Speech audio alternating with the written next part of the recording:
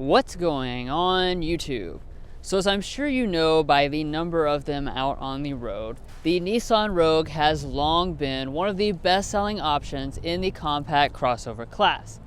That was especially true after the full redesign last year, which improved over the previous generation in pretty much every way possible. But that improvement is not over yet, because surprisingly, Nissan is already making some major changes under the hood to make the Rogue more powerful and efficient than ever before. But without wasting any time, let's go ahead and see what's new for 2022 and if this Rogue is the segment leader.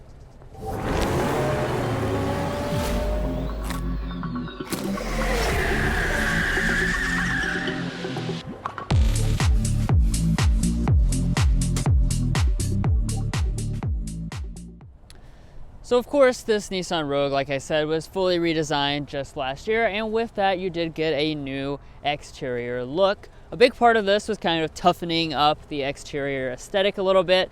So you of course have your signature V-motion grille, but it's a little more squared off than before.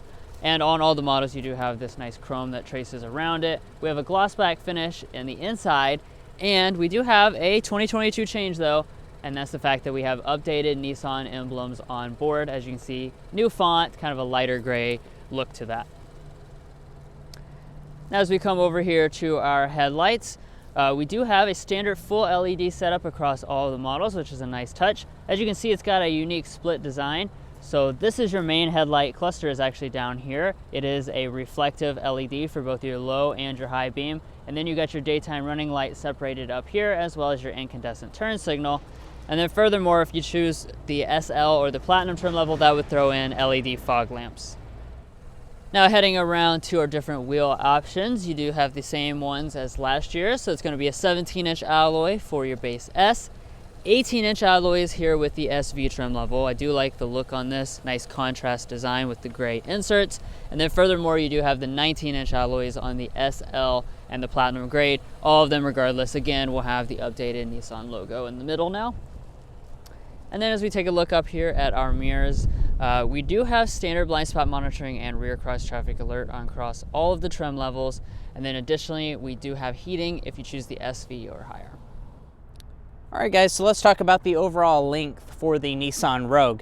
So we're coming in at 183 inches flat, which is right in line with that of what the competitive set offers, like the Toyota RAV4 as well as the Honda CR-V. So really just about the same size as any of the other competitors. However, I do want to mention a few styling elements here at the side. If you go for the SL trim or above, you will have roof rails, which kind of spices up the design a little bit more than what this SV model has. However, I also want to mention that you do have two-tone roof options for the Nissan Rogue.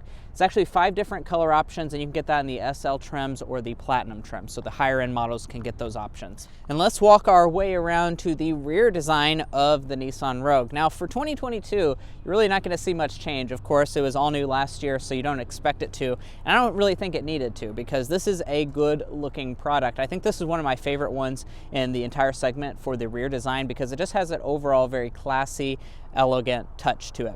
So up here at the top, we do have a rear wiper that's going to be exposed. Dropping down, we have one new element for 22. That's the Nissan emblem back here. Down below that, we have Rogue spout out across the back, which I like the touch of that. Then let's look at our taillights. These taillights are going to be standard partial LED on every single Rogue. So I like that Nissan is throwing in at least partial LEDs even on the very base models. So you have all the LED accenting as well as the LED brake light. However, the turn signal is incandescent as well as the reverse light. Dropping down below that, we do have this nice little kind of silver element here. If you go for the Platinum, it's going to have a shinier finish to make it look more premium. None of the models are going to have exposed exhaust outlets, and all of them are going to have a 1,500 pound tow rating. Now, when you go for a Nissan Rogue, they of course know that this is a family-focused vehicle, so safety systems are going to be pretty abundant on the vast majority of them. If you go for the very base model, you will have 2 out of the 4 major ones, so that's going to be auto high beams as well as forward emergency braking. Additionally, you will also have rear auto braking, which is a unique touch to see on a very base model. However, if you go for the SV trim and up, that will throw in 2 more systems, your lane keeping assist as well as your adaptive cruise control, which honestly, that's a really nice thing because most people won't go for that very base model. Now, as far as your warranty is concerned, you do have Nissan Signature warranty, 3-year 36,000 mile basic, 5-year 60,000 mile powertrain warranty. Well guys, as you can see, there have been just a few changes here on the outside for the 22 Rogue. However, I hear there are a lot bigger changes in the powertrain department, so you want to stick around for that part. But now let's go ahead and check out the interior.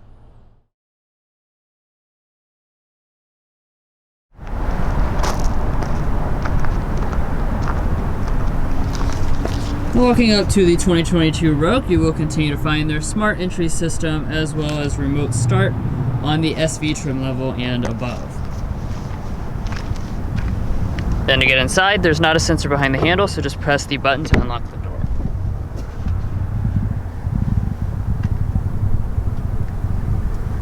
And of course, this was just fully redesigned last year, so we have that same brand new cabin on board for 2022.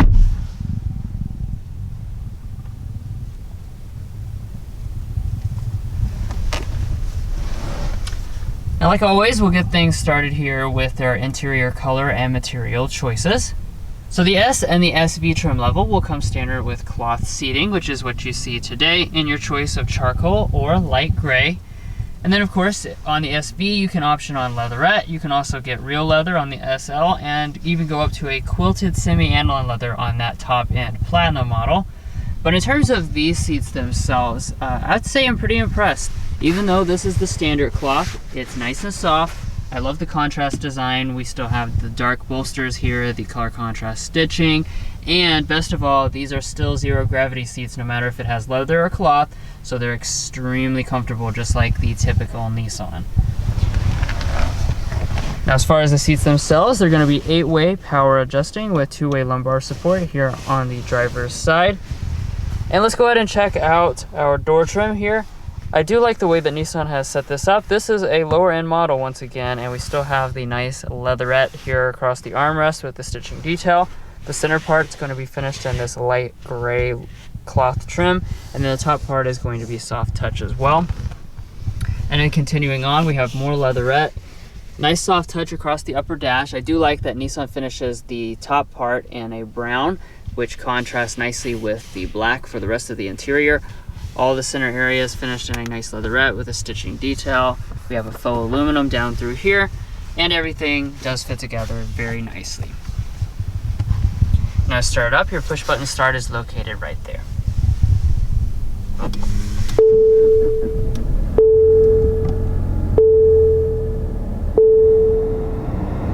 Now from the startup, you would never be able to tell that there is something new under the hood, but we'll talk about that, of course, later on as we get into the test drive component. But as far as our gauges are concerned, this is the regular version of the Nissan gauge cluster. You do have a 7-inch multifunction display right there with all the typical reconfigurations available. And of course, you can get that full digital 12-inch gauge cluster if you choose that top-end Platinum model, and that can even be paired with a head-up display. Now as we pull back to the steering wheel, all Rogues will come with this nice flat-bottom steering wheel. As you can see, ours is urethane today since we have a more basic version. You would get leather on the SL and the Platinum trim levels. And of course, you will have manual adjustment for tilt and telescoping. Now, I did forget to mention earlier, the windows on this SV are one-touch automatic for the driver window only. And then you would have memory seating on your top-end models. But let's go ahead and get to the very important aspect of interior storage, because this is a family crossover after all. It needs to be practical. So we start out underneath our center console here. It does open up to both sides there, which is kind of a premium touch. And looking inside, it is very deep. As you can see or not see, it goes down really so deep that the camera can't even focus on it. And there is a felt lining down there at the bottom. Now, I forgot my coupons. I know, don't burn me a steak, but yeah, they would easily fit in there, no problem, I can tell you that. Now, as you can see, there's your cup holders. In front of that, we have a nice pad for your cell phone to rest. This would be a wireless phone charger on the Platinum trim level. Still has a nice rubber lining regardless. We do have our 2 USB ports and a 12-volt outlet. And then the signature Rogue element, and that is this very, very large center pass-through. I'm trying to get a good angle on it, but as you can tell, you could fit an entire purse or some loose items or anything like that just a very versatile space, which is the main reason that Nissan went with the electronic shifter we're looking at now. So this is a very easy to use shifter. All you have to do is push down on this side button and pull straight back if you want to activate drive. You can also shift through some manual simulated gear changes for the continuously variable transmission if you want. And then you can also press up to go into reverse. When we head into reverse, you're going to notice that we have the standard backup camera. We don't have active trajectory, but we do have guidelines, and we do also have rear parking sensors, as you can see on this SV. But one thing I do want to point out is the fact that last year on the SV trim level, you did get the 360-degree camera system, the around view monitor as it's called in Nissan speak. And this year you don't get that on the SV. You have to get to the SL trim level or the Platinum model. Then for park, just press the P right on top there. And all the models, regardless of which one you choose, will come with the electronic parking brake as well as the brake hold. Now moving on up the dashboard from there, we come to our climate controls. So only the very base S model is going to come with a manual setup. All the rest will come with this dual zone automatic climate control setup, or actually rather the SL and the Platinum come with a 3-zone automatic climate control setup, which is a class exclusive feature. But as you can see, this is the standard dual zone affair, very easy to use. All your buttons are physically located, and I do like the nice premium feel of the buttons. Now off to the side here, this is where you would find your 3-stage heated seats on the SL and the Platinum trim level, or optional on this SV trim level, but obviously we don't have them. And let's move on up here to our audio systems next. So you have 4 speakers or 6 speakers. On the SV, it's 6 speakers, and we'll go ahead and give that standard sound system a sample.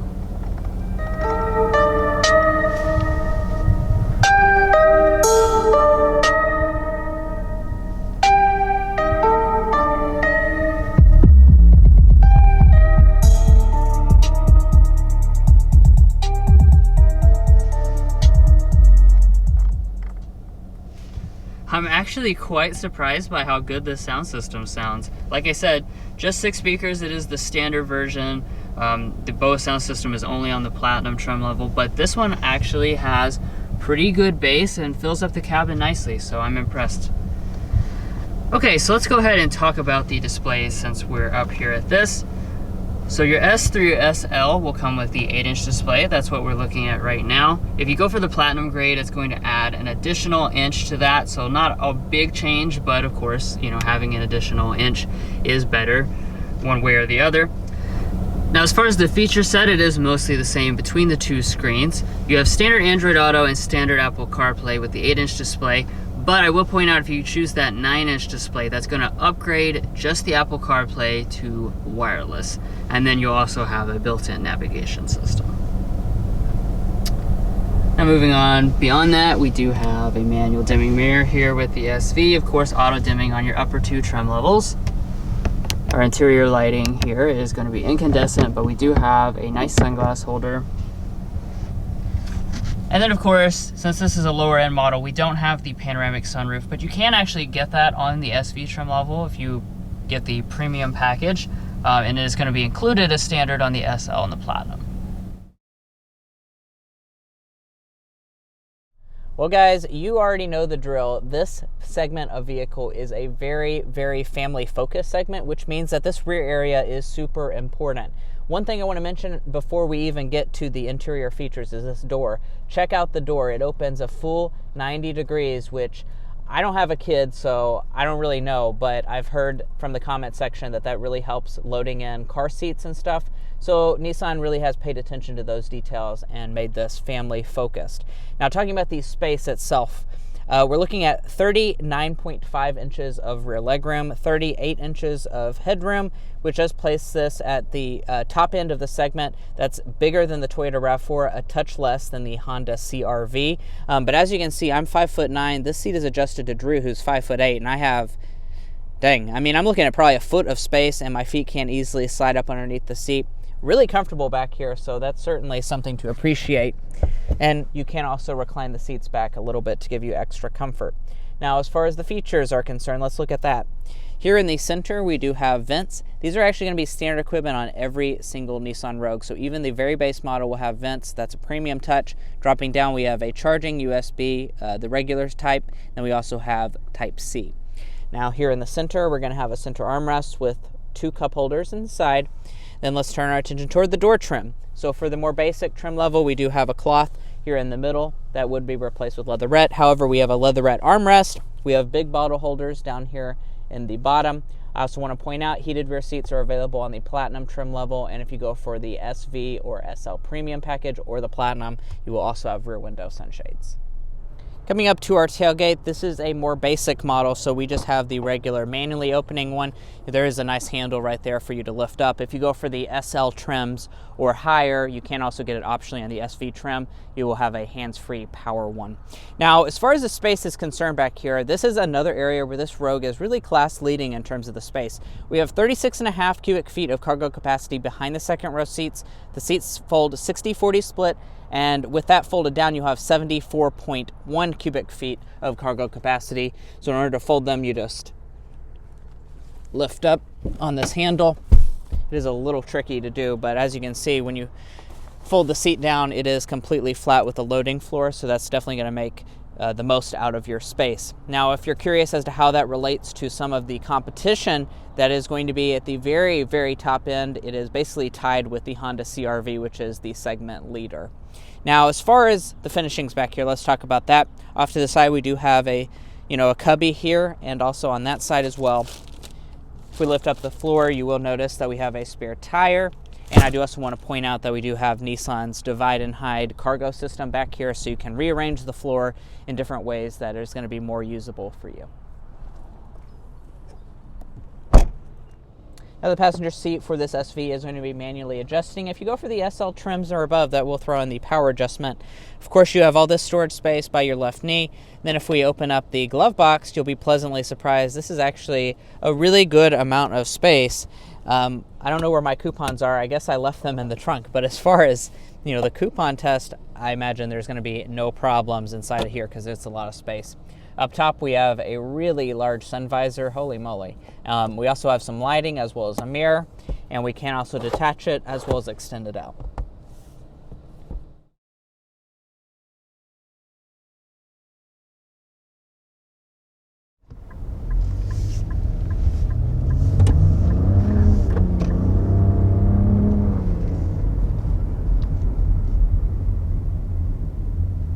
That wasn't much of an acceleration because of this red light, but I can say feels nice and spunky off the line. What are we talking about, though? Let's go ahead and talk about that before or while we're waiting on this red light to change. Nissan has actually just completely scrapped what they had last year in the all-new Rogue, and just 1 year in, we've now switched to a brand new powertrain arrangement and a brand new engine. So what we have is now a 1.5 liter turbocharged variable compression 3-cylinder. Yeah. It's making 201 horsepower and 225 pound-feet of torque.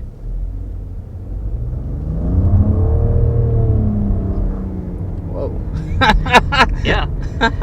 And that's 11% more horsepower than last year, 24% more torque, and I really feel the torque. Yeah, the torque is... yeah, you can really feel that as soon as you get on the throttle there. And some of you guys might be wondering, what is variable compression, or what is this VC turbo? Well, this is a technology Nissan's been working on for quite a while. It's been in a 2-liter engine that's been used in, I believe, the Automotive VC turbo and the QX50 Infinity. But what this basically does is they can change the compression ratio on the fly. So if you're like accelerating hard, it's maximizing power. But if you're like just cruising on the highway, kind of like we are right now, then it's going to change the compression ratio to maximize efficiency. That's basically the most down-to-earth way to explain a pretty complicated technology.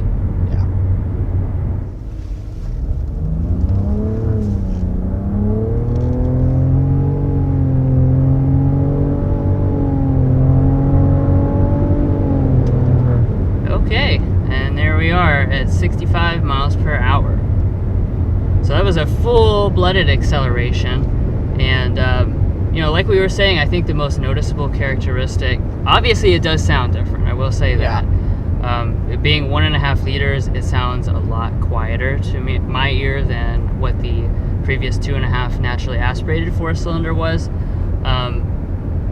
Yeah, and again, the torque pushes you back in your seat off the line. Obviously, it's not a overwhelming amount of power that's going to keep pushing you back in your seat like as you keep accelerating, but this is certainly one of the best in the segment because we got up to speed quite fast. 201 horsepower is definitely very good for this class. And I think the way they've tuned the transmission, which we will talk about in just a second, they've tuned it to be very responsive upon sitting driving. You know, we were stuck in traffic just a little bit ago, and like when he would punch it a little bit, it would really take off really fast. And, you know, of course, when you full throttle accelerate, it's gonna, you know, not have a ton of power. But off the line, it's really good.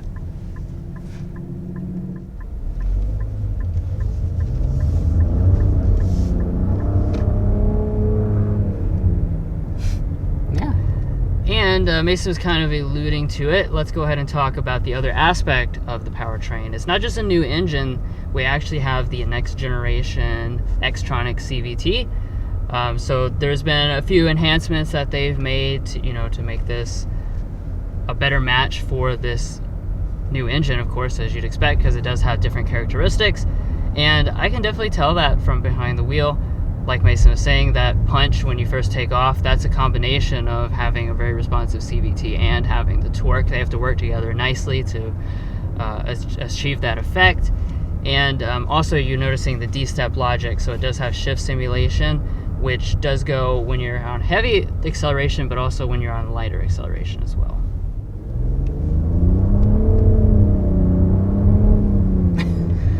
There's actually enough torque that I can feel a little torque steer in this front wheel drive example, which is, that's kind of funny in a Rogue. Yeah, I feel like your first 30 miles an hour is like really quick. Yeah, it's like, woo! It's really weird for a Rogue.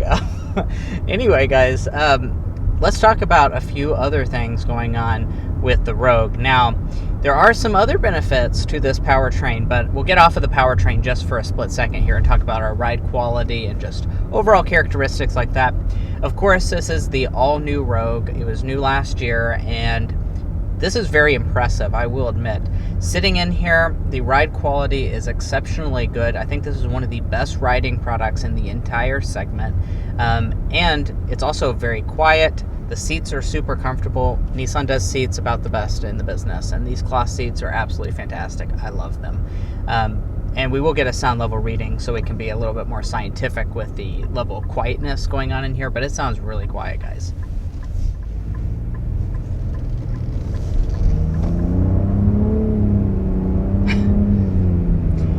All right, guys. That brings us into today's Slam Dunk and Airball. We are in Kentucky, after all, if you're not familiar with the channel. Now, today's Slam Dunk, I think that's a pretty obvious one. I think it just has to be this new motor. We are thoroughly pretty impressed with this new offering. When I heard it was a 3-cylinder on all of the models, to say I had a little bit of reservations about that would be an understatement. I was like, oh, I don't know about that. But getting behind the wheel of it, it really is punchy. Off the line, it has a nice refined note to it. It's not gravelly. And wait till we tell you about the fuel economy too. Yeah, I mean, there are a lot of benefits for this motor. So we will just go ahead and talk about the fuel economy because that's part of our slam dunk here. We're looking at 30, 37, 33 miles a gallon combined with front wheel drive, which is what we have today. So out of a non-hybrid in this segment, 33 miles a gallon combined, that's up 4 mpg combined over the previous motor on the 2021. And if you go for all-wheel drive, it's still rated at 31 miles a gallon combined. So you're looking at really excellent fuel economy. Yeah, as a matter of fact, it is the class-leading fuel economy for a non-hybrid in this segment. Yeah, and that's an impressive feat because you have stuff like the RAV4, which really has fantastic fuel economy from the start too. Yeah, exactly. Yeah, so really great job overall with this powertrain combination, Nissan.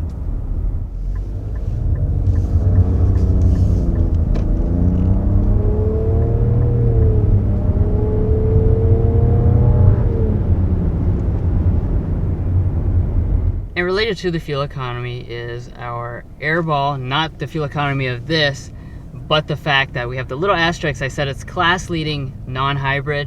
Nissan doesn't offer a hybrid for the Rogue yet, and I would like to see them actually add a hybrid model for this so they could get the maximum best fuel economy. But if you're not interested in a hybrid, this is the way to go to get the best fuel economy. Yeah, I can imagine if they strapped a battery to this motor with the already really good fuel economy, we might be looking well into the 40s. So, Nissan, if you're listening. All right, let's get our sound level reading going. 55.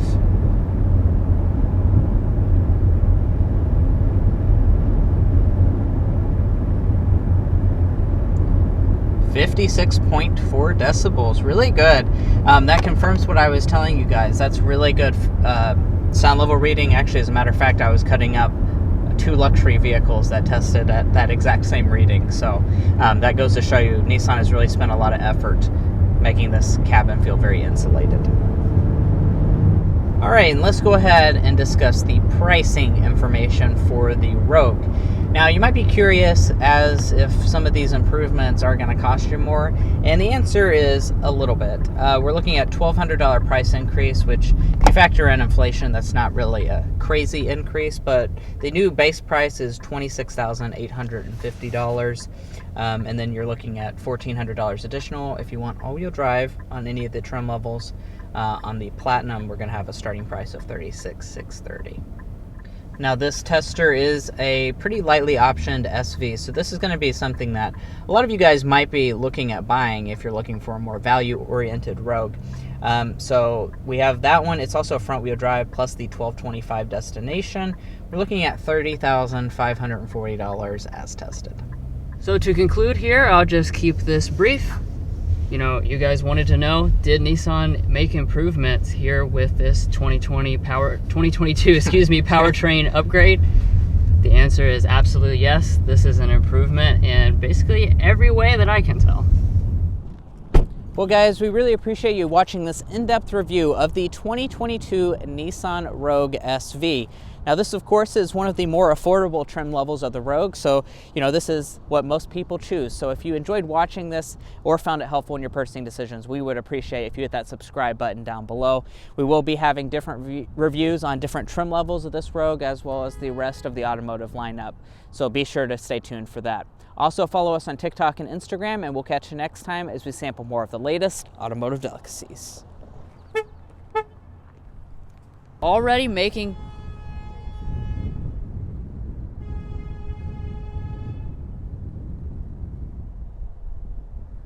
the LED accenting as well as the LED brake light. All the other models, all the other elements though are going to be incandescent, the turn signal as well as the reverse light. Are you okay? You just kept plowing ahead, but it was sketchy at best. Yeah, this is like multiple things. Like 5 or 6 things.